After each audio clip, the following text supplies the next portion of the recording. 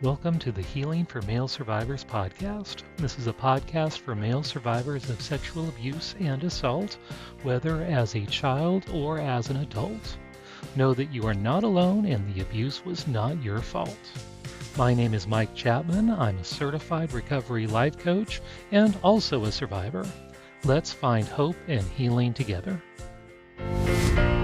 And welcome to the Healing for Male Survivors podcast. I'm your host, Mike Chapman, and with me today is Johnny Braun. I will introduce him in a moment. We are live today with an audience. If you would like to join us live on future podcasts, you can learn how to do so at my website, polarlifeconsulting.com/live. And if you are here as a participant in the audience, you can be as anonymous as you would like. We will only say your name if you manually type it in with your comment or question. So let me introduce our guest. Johnny Braun is a 21-year-old. Yes, 21-year-old. I teased him. I have socks older than him, but that's okay. I'm so thrilled he's here. A 21-year-old man who grew up as a Mennonite in Canada and is a survivor of childhood sexual abuse. He is still working on recovery and full understanding of his past, but he is also helping other people who have experienced trauma work through their own struggles.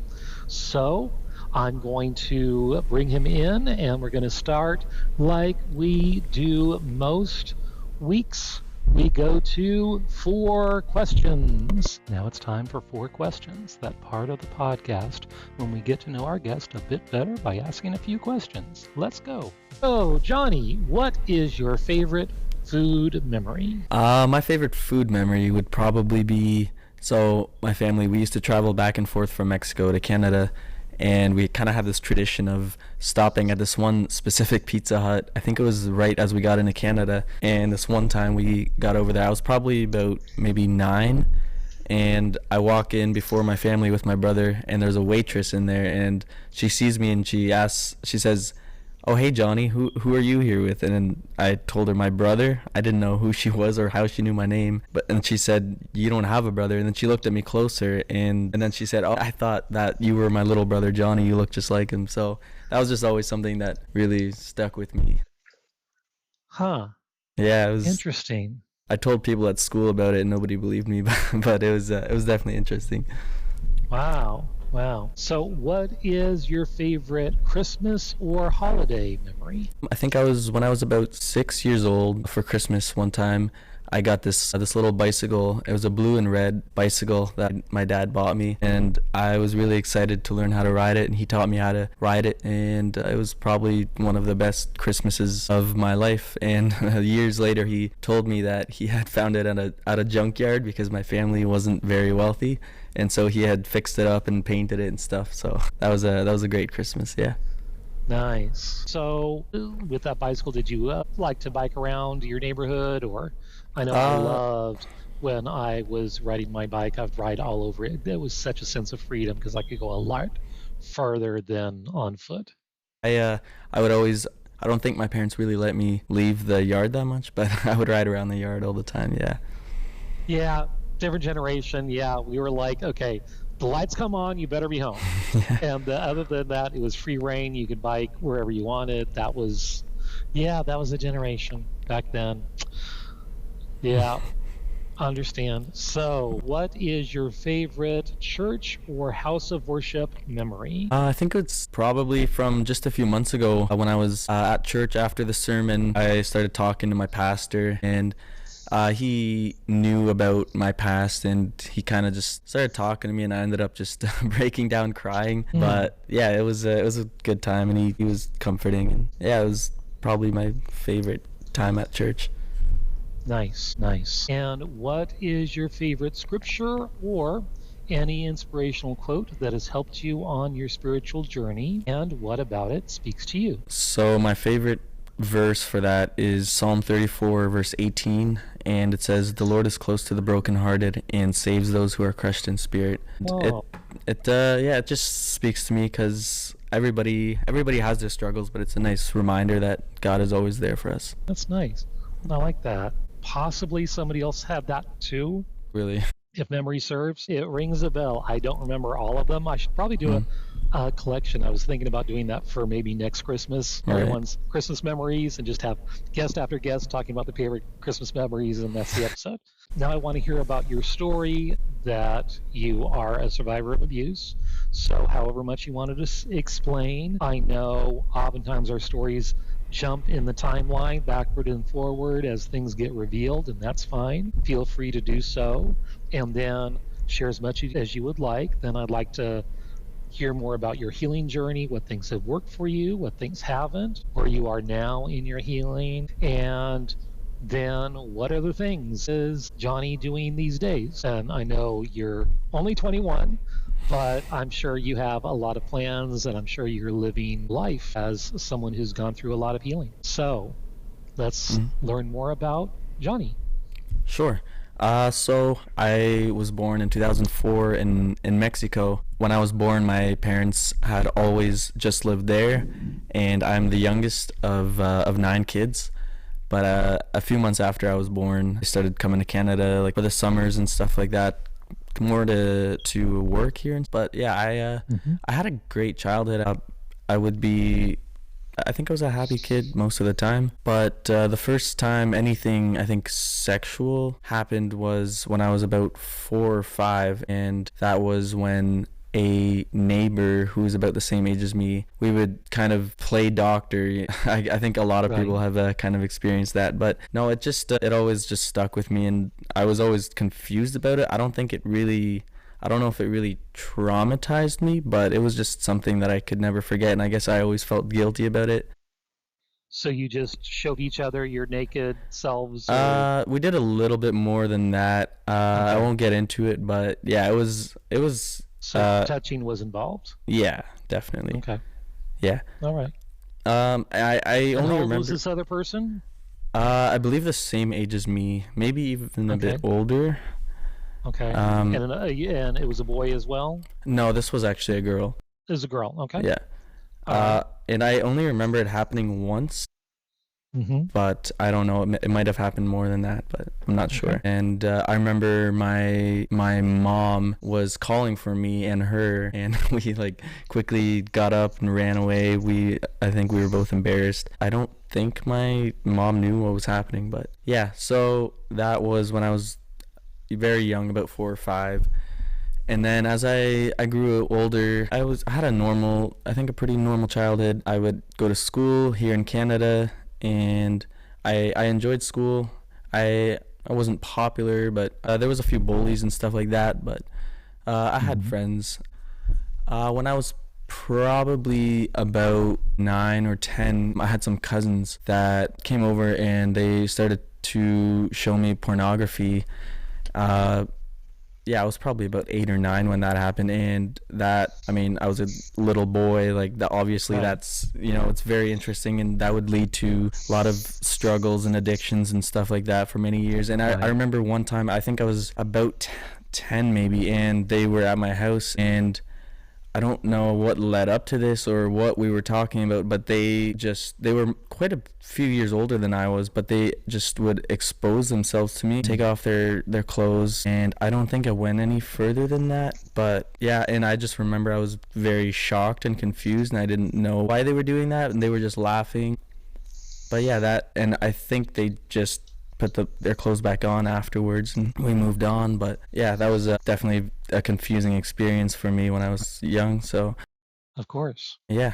And then so for my family, me and my siblings, we would do field work in the summertime and stuff like that. And when I was about 13, I was at this one place where I was doing it by myself. None of my siblings were working there. I enjoyed it. It was I think it was in the fall time, and I had a couple friends that I was working with, and we would usually just kind of hang out, work together, have a good time. And there was this one day when my boss asked me to go with this older man who needed some help at a different field, and he asked me to go with him in his truck. And this guy was probably about 50 or 60 years old, but I did. And I don't really, for some reason, his face is kind of like a blur in my head. I would definitely recognize him, but I can't remember really what he looked like. But I remember what his name was, and he actually lived down the street from where I lived. We go on this drive, and I remember he swore a lot. Probably every 5 words was the F word, and I barely wanted to talk to him, but he would just talk to me way too much. And he knew where I lived, and he would tell me these weird things about the people that used to live in the house that I live in now. Things that probably weren't even true. It was just very confusing to me. And when I told my therapist about this, he just said that some people have some screws loose in their head, and people like that don't exactly always make sense when they talk. So that, I think that pretty much sums it up. But after we had gone to the field, after I had helped him, he said he needed to stop by his house to grab some water. And we get to his house, and he asks me if I want to come inside with him because he had some dogs that he wanted to show me. And so I follow him to the door, but then when we get to that door, he kind of just forgets about the dogs, and he says that he has almost like his own movie theater in his basement. He has like a man cave down there. He's got like a projector, and I'm not sure if maybe I told him that I liked movies and stuff, because I was always a big movie nerd as a kid. And so I was excited to see it, and he took me into his basement. And after that, my memory kind of just fades. Everything's a blur, but I had some flashbacks of him taking off his clothes and walking towards me, and I was just sitting on the floor against the wall as he was walking towards me. And I'm not sure exactly everything that he did, but yeah, he sexually abused me. And I can't really remember the rest of that day. I remember briefly being at work afterwards, after I guess he must have dropped me off again or something. Right. But I don't remember what we talked about, what he said to me, really anything like that. But that kind of was blocked out of my head for a very long time, and I grew up after that very confused, and I didn't want to really talk to people. I went to high school, I barely talked to anybody, and I would just have my headphones on all day, barely say a word to people. That's kind of that was my whole high school experience. Actually, I had like maybe one friend, but he was barely ever at school, so I would usually just isolate.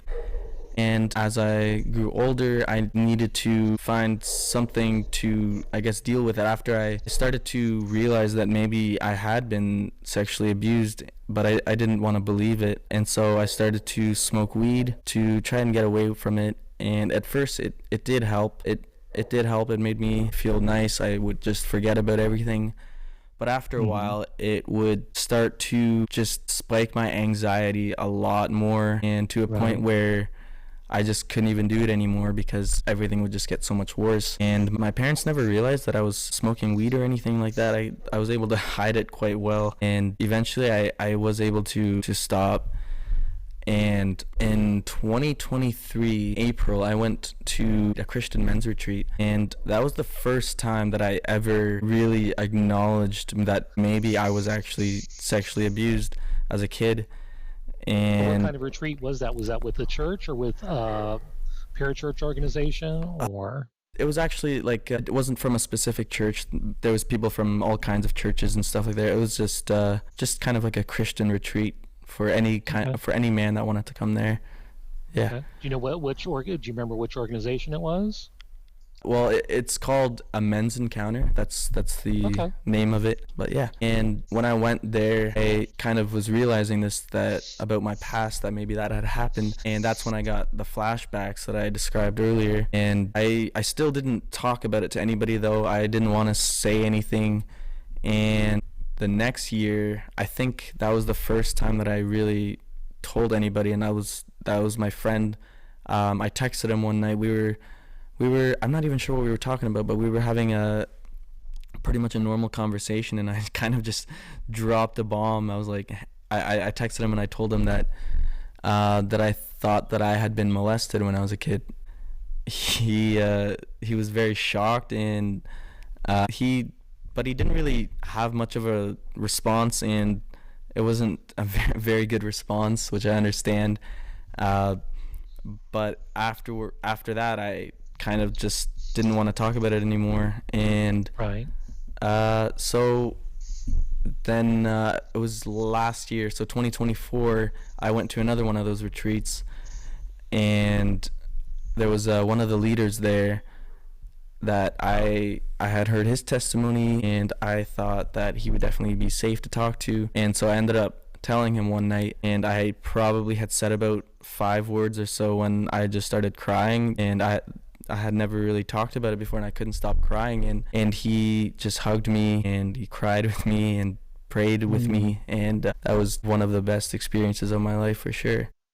Right, right. And I know having someone who believes you and can sit with you through the pain as you process it, so helpful. Mm-hmm. Absolutely. I'm so thankful you found someone who'd be willing to listen and not judge or say the wrong thing, which happens a lot. Yeah, that's nice. Yes, please continue. Yeah. So then there was that man and another man that was also at those retreats that I ended up telling, and he's been still keeping in contact with me. He leads, it's kind of like a Bible study that he does every Monday night, and I go to those, and yeah, it's nice to keep people like that in my life that know what happened and are here to support me. And yeah, he's definitely been very, very supportive of this whole experience, and most of my family doesn't know about it. So the first time that I went on a podcast a few months ago, when I went on No Longer Ashamed, I did it at the same place I'm at right now, which is my brother's house and his wife, and they actually didn't know about it. So I told them that I was gonna go on a podcast, but I didn't want to say what it was or anything, and they said, yeah, like you can do it at my house. They understood that maybe I didn't want to talk about it, maybe it was personal. But after the episode came out, I sent them the link, and I just said, here you go, if you want to hear this, there you go. And basically they've been very supportive of it. Wow. And yeah, it was great. It's one of the benefits of going to a podcast and sharing your story, because then you got this video clip, you don't have to tell them, here's my story, yeah, I'm going to share you, watch it if you want. Yeah. And then if you do, let me know. And then you don't have to tell them. Exactly. But they can find out. And it's wonderful. It's a great tool. So, and then, yeah, you don't have to relive it or retell it every time necessarily. Sometimes it's still good to do so. Mm-hmm. But, yeah. So what was their response? It sounds like it's been positive. Obviously, they let you do it again. Yeah, it was very, very positive. They were happy that I was able to talk about it, and yeah, they've been very nice about it and everything. I was kind of scared maybe I would get a little bit of judgment, or maybe they would see me differently now, or something like that. But no, that's definitely not what happened. They've been great. Excellent. Yeah, I'm so glad. So, other than these men's retreats and the Bible study and so forth, and what have you done for your own healing journey? Any therapy, any kind of therapy-ish things? Yeah, so one of the men at those retreats, he recommended that maybe I talk to my pastor or something, and I did do that. That was a few months ago, and he got me a professional counselor who helped me as well, a Christian counselor. And after that, I also did some therapy. I believe he's a psychologist. I hadn't seen him in a couple months, but I actually had an appointment with him today. I wasn't having the best couple of days recently, but I went and saw him again, which was good. And yeah, he's great. Yeah. What kind of methods is he using with you, if you don't mind me asking?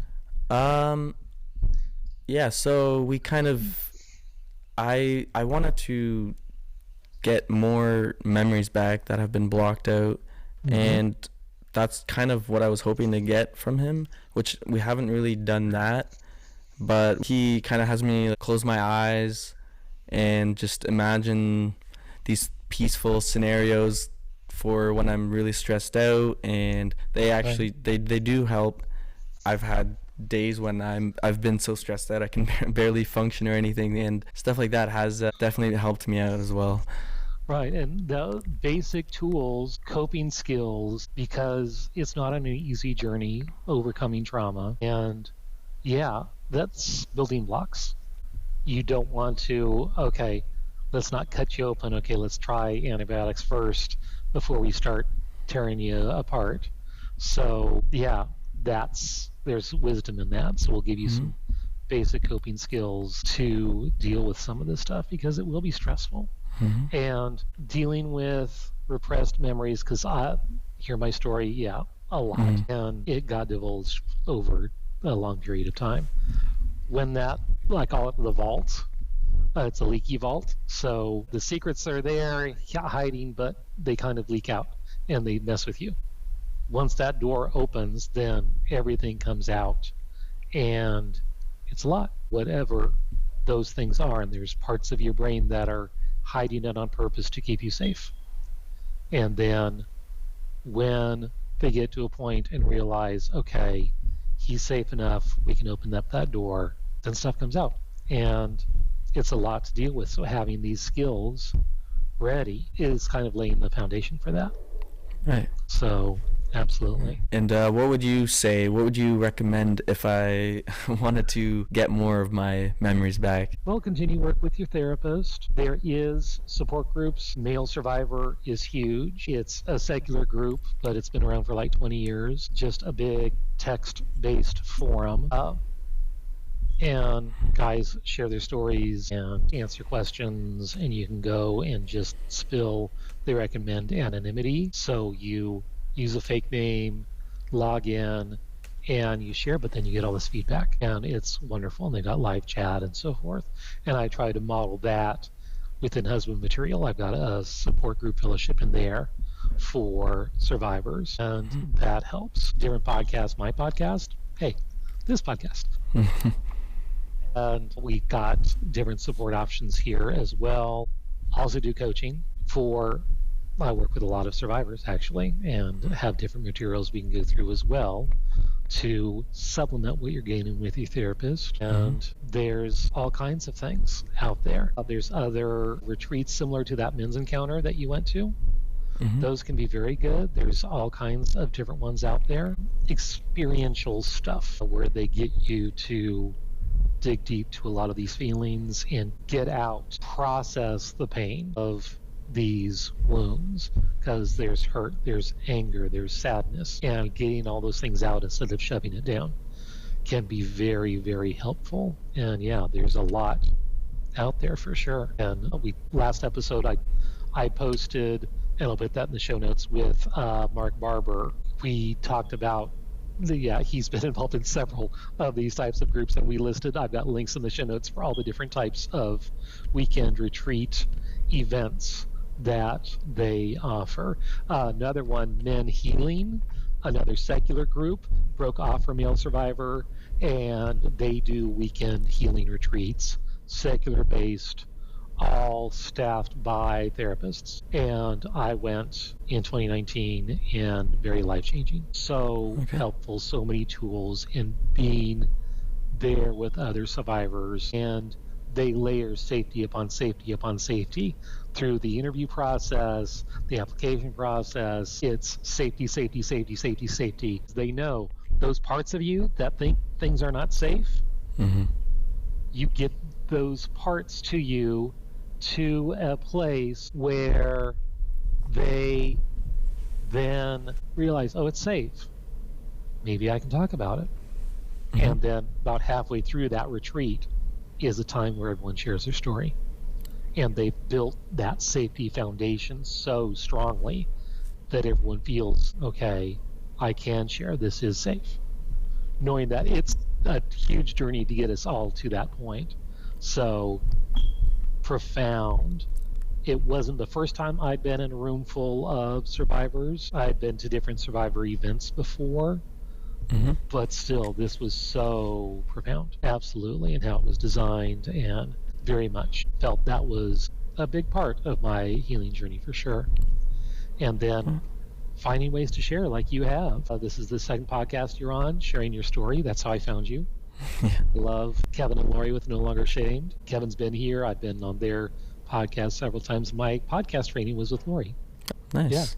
Yeah, she's wonderful. And yeah, it's been great. And it's very healing to share your story and put it out there.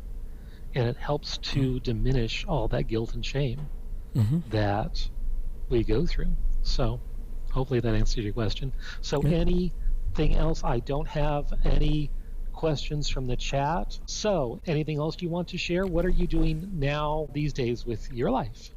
So I've actually had a pretty stressful last few days. So I reported the man actually Oh, wow. it was probably last year in May maybe.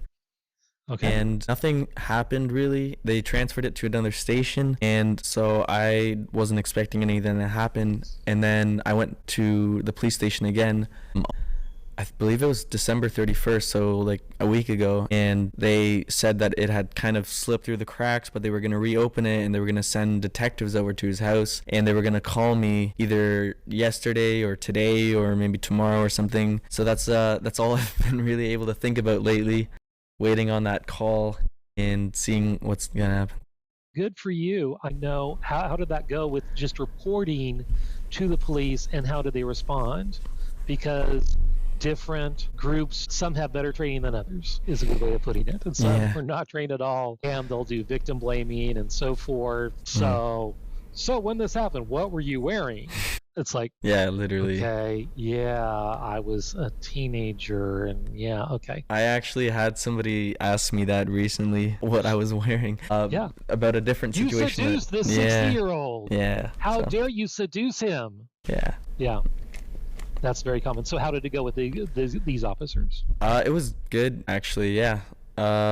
When I came there originally, I just wanted to check if anybody else had maybe reported him in the past. I didn't want to make a report, but then when the police officers started talking to me, and they kind of said, look, maybe you should report this, because what if he does this to somebody else? And so I did report him, and it was very scary. It was probably one of the scariest things I've ever done, but right, absolutely. Yeah, they were super nice about it though. So really, okay, nice. And how the justice system works, I know Canada's a little different, but they'll get a report, put it on file, and it kind of builds a case. So if they get more than one response, that helps prove guilt.